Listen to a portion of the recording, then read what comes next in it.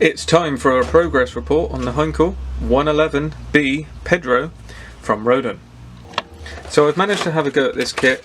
If you follow the channel, you will know that recently I had a bit of time on my hands with having a wisdom tooth taken out of me. So I took the opportunity to, in this case, start sanding some plastic, and this has gotten us to the stage where we can have the first update.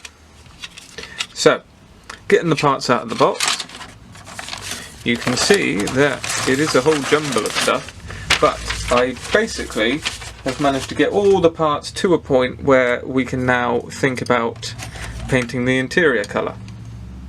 Along the way I have encountered a couple of problems, but nowhere near the amount that I was expecting, to be honest. I started, first thing first was getting the parts for the forward part of the fuselage glued together, and that was done by pushing the two pieces together on a flat surface, letting the glue dry, just like this in fact, so nice and flat, pushing it together and not worrying about anything else, just trying to get this join along the wing root as kind of level as possible so we don't need to sand too much back, and getting it straight here.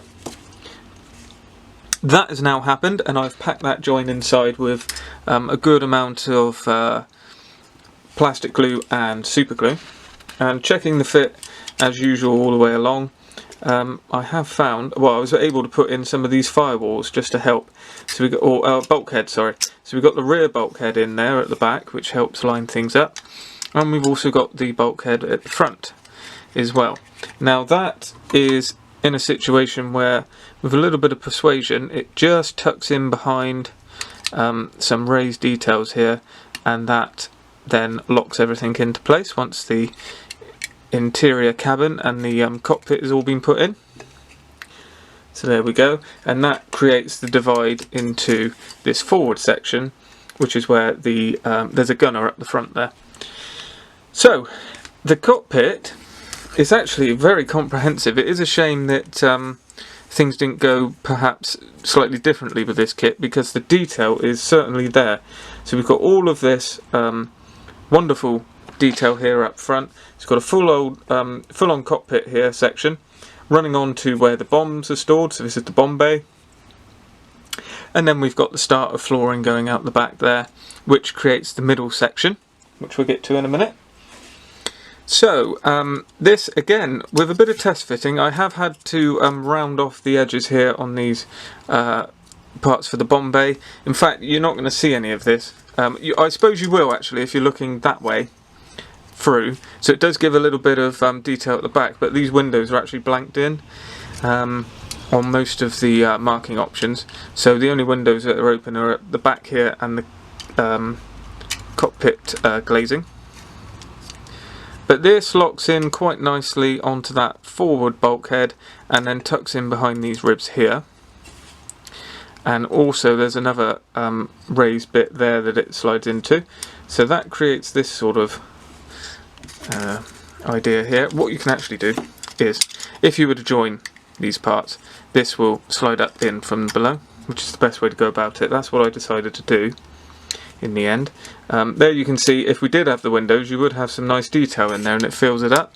But if you're looking down the channel and down the walkway there behind the cockpit, it does give you a little bit of detail in there. So that's all good from my point of view. I'm happy with that. Now there is a fair amount of wiggling to be done with all of this, but I can assure you, with lots and lots of test fitting, and I have spent nearly an hour when I was building this playing around getting it sorted, that with some tape in test fitting, it does all as it's just done there. It does all snap in eventually, and is actually going to give you quite a good join, and everything comes up true, all the seats are level, everything's where it needs to be, so it's actually pretty good. That's the good news. How it's going to be when we then get this section and join it in, again, I think personally it's not going to be the end of the world. I think there's hope there that where I've taped all of this, as I've said, and then also taped this on and anchored it all on, I have managed to get all of the joins actually together. I think it is going to be a case that you need to glue this section together, then you need to glue this part in the back there and make sure that's where you want it to be. can see the problem you have here, and how you can spend time and time and time doing this before you actually commit to glue. And then once you've got it like that, and this is all firmed up over, you know, I would think a couple days to leave that, then you could think about bringing that in and getting that down as well as you can.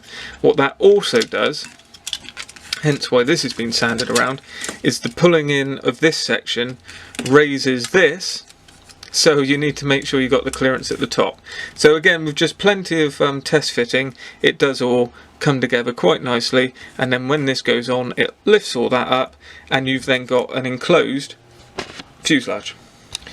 The wings, however, are a much different story. Unfortunately, this is where the major problem is with the kit that I've encountered so far, and it's based around this wheel bay here. Now, what you get in the kit, and I'm sorry, I was actually going to build one of these up, but I haven't managed to for the time of this video, but I will get you some pictures when we get into that part later on in the video. But you'll be able to see here how much I've had to take off. So these are pretty much squared, so obviously this is square, but these are pretty much flat across the top, which are the sidewalls for the wheel bay, with a rounded section here, and what they really needed to be like was that. So that's the amount I've had to take off. So if we can see here, so if I line these up, so we've taken about that much off of the one behind, and that's been taken off at this section. So you sort of draw a diagonal line from here pretty much down to about there, and then you're taking all of this section off, and then with test fit and sanding and doming over like this, it then takes off enough for the wing to actually be able to shut, which is what the main issue is. And if we take, I think it's this one, it's a bit rough on this end, so I'm still working on that one, I think. So the front section of the wheel bay is actually quite important, and it goes on as a butt join to the back of this start of the nacelle and engine mounting. It locks in to the lower wing, obviously, because you want to be looking up into it, something like that. Then the upper wing comes on top. Now you can see the problem you would have had if that was square, just how much it would have sat up. And it's, you know, it's got to be taken up by the bottom, the upper part of the wing. So when you get these sections together, you can actually slide this in, and it does then all pull together, and you also are still able to get these parts together here at the end of the wing.